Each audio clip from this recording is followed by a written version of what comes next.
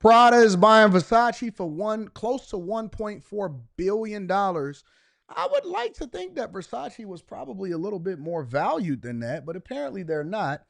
But let me go ahead and get into that. So here we go. There we go. All right, Prada's agreeing to buy Versace for $1.4 billion. And let me just deep dive into this really quickly. So, according to Reuters and multiple different sites and sources and stuff, they struck a 1.375 billion deal to buy smaller rival Versace from Capri Holdings on Thursday, including its debt and a move that unites the two biggest names in Italian fashion. Prada is seeking to expand, having defied a slowdown in luxury demand. While Versace has been operating at a loss the last few quarters, the merger strengthened Italy's hand in luxury design or the luxury industry led by French conglomerates, the biggest being Louis Vuitton owner LVMH. A lot of people don't know anything about LVMH. They don't know anything about the owner of it. At one point, had surpassed Elon Musk as the richest man in the world. And I don't know what his net worth is today. But anyways, the deal follows the announcement on March 13th that Donatella Versace was stepping down as chief creative officer of the brand, founded by her late brother, Gianni. They said, we aim to continue Versace's legacy, celebrating the reinterpreting its bold and timeless aesthetic. At the same time, we will provide it with the strong platform reinforced by years of ongoing investment and rooted in long-standing relationships. Donatella Versace, whose family sold the business 7 years ago, praised the new partnership. Gianni and I have always had a huge admiration for the people that bought it, the Prada people. I'm honored to have the brand in the hands of such a trusted Italian family business, and I'm ready to support this new era for the brand in any way that I can. They said that they bought it at a discount price. The price that Prada has agreed to pay is a big discount to the roughly $2.15 billion, including debt that U.S.-based Capri, then known as Michael Kors, paid for Versace in 2018 when it was sold by the Versace family and Blackstone. All of it is just a money play. Most of these brands are integrated. A lot of it is shareholders. A lot of it is marketing. They haven't even owned the brand in over 7 years. Capri Holdings, they changed their name from Michael Kors to Capri Holdings. And they had bought it for 2.15 from the family, and then they kept Donatella Versace as the chief creative designer. I think it's just a framing in order to try to act like it was still in the family until they ultimately divested from it. And then they just recently sold it for $1.4 billion. They said the previous media reports had suggested a valuation of around 1.5 billion euros or $1.7 billion. But that was more before recent market turmoil over tariffs. And so there you go. Also, tariffs is playing a massive role in what is happening in the fashion industry. A lot of people are not paying attention to it, right? And so I think that a lot of these clothing lines, a lot of these brands, they're overvalued anyway, but the value of something is what people are willing to pay for it. So quality, I think that exclusivity, that's the main thing that people pay for. I am a huge fan of Versace. Well, I'm a huge fan of the glasses. And I'm a huge fan of the robes, so they made me a lot of money. Shout out to them. Um, I'm also aware that if you go in Miami or you go down to Miami Beach, for example, and you go and you look at the Versace mansion, they don't even own the Versace mansion anymore. They don't own the Versace mansion anymore. The Versace mansion, I think they still term it as the Versace mansion, and it's right there on Miami Beach. I believe that it's a high-end restaurant now. Y'all said Champagne is next. Yeah, I think that the tariffs also devalued it, which made it more attractive for Capri Holdings to be able to buy it at 1.375 billion instead of paying 1.7 or 2.15.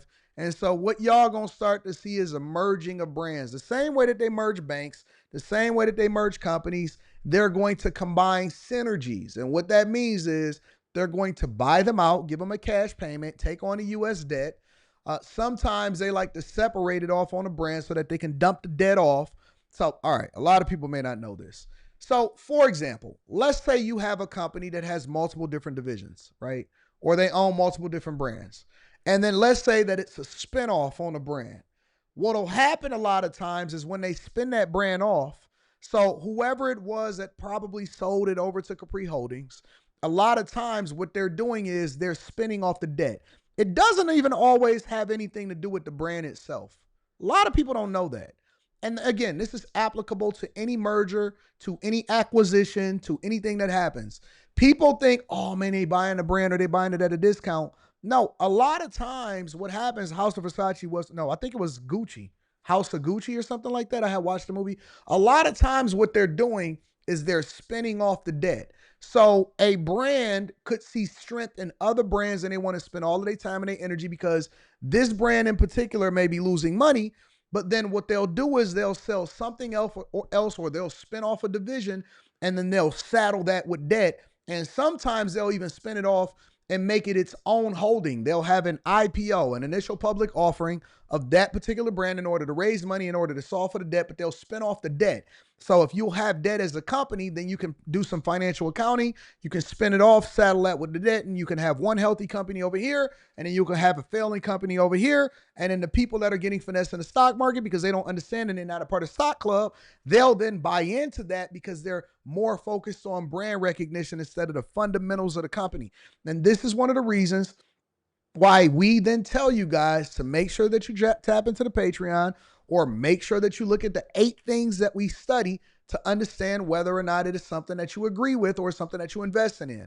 I broke it down for multiple different sectors yesterday on Stock Club. Y'all really need to go and rewatch that. For those of y'all that watched it, it's absolutely great. But a lot of times they spin off these brands that they know long-term will not be successful and not be profitable. And it then becomes a shareholder's responsibility, which is a losing proposition. It's really just a gamble, a short-term gamble at that too. So let me just look at this a little bit more. I'll deep dive into it, and then we're going to get into the Austin Metcalf, Carmelo Anthony situation and make sure I didn't miss anything. Transaction reflects our commitment to increase shareholder value, strengthen our balance sheet, and power the future for growth of Michael Kors and Jimmy Choo. Capri shares were 3% lower in early trading. And are down some 24% over the year so far. Obviously, that factors in as far as the tariffs. Only Versace with his bold Baroque style prints will bring new customers to Prada, known for its minimalist style. Huge potential. Move comes at a time. Several acquisition and IPOs have been scuttled in the wake of global equity sell-off and fears of recession, triggered by U.S. President Donald Trump's new tariffs this month. Let me tell you something else that I know, because a lot of people will say something like, man, it's going to affect the luxury market or whatever. Listen, if the brand is not thriving, all right, if the brand is not thriving, I will tell you this, then the brand is not thriving because of the fundamentals of that brand alone. One thing I know about luxury retailers and people that got money is that they spend no matter what. They are largely not going to be affected by anything that happens in the market. The only people that are going to be complaining are the ones that are in the middle class or the poor people. I'm just telling you, a recession is only figurative for some people that get money and get resources. And a lot of times people that have money and resources, they capitalize off of it. Let me say it again for the people in the back. A recession is just a key word to make sure that you get richer for some people that have resources. They do not fear, they do not care about it, and as a matter of fact, they welcome it. There's some people that I know that are welcoming a possibility of a recession because they know that they're going to capitalize off of it and they're going to get to it. It's a lot of repossessions that's happening right now. It's a lot of people getting evicted out of their homes right now. It's a lot of people that are under duress when it comes to their mortgages. And that's why you see so many people complaining about, oh my God, my property taxes, my mortgage went up. What they're really communicating to you, man, take this house. Oh, all of us is going through it. What they're really communicating to you, I'm just going to be absolutely honest and transparent to you. What they're really communicating to you is, I am going through financial struggles. You would not believe the amount of videos that I'm getting inside of my emails or people sending me stuff and saying, yo, Anton, check this out. This woman is saying she can't find a job. This guy's saying that he can't find a job. They've been laid off. The people is really protesting. You know, when people protest, people don't protest because they actually care about the cause. Most of the time, people protest because they're going broke.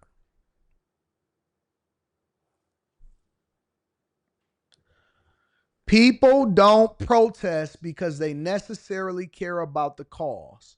Most of the time, people are looking for their people, or they're looking for some kind of community resolution. They're looking to get out some anger, and they're protesting because they're broke. You don't see people that have resources protesting. Listen to me, people.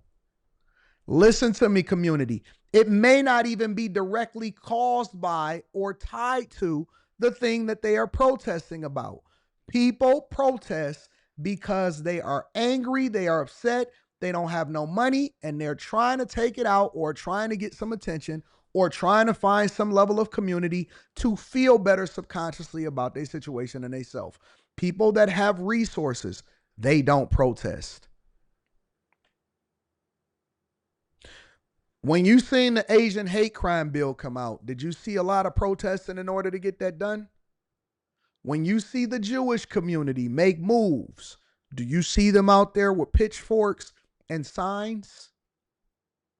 When you see a transition of power, do you see people protesting? When you get results, and I mean long-term results, that comes as a result of other things. It does not come in the form of protest. And yes, protesters are paid. I've gotten a lot of videos where people are admitting that they were getting $20 and $25 an hour in order to go out there and protest and make signs.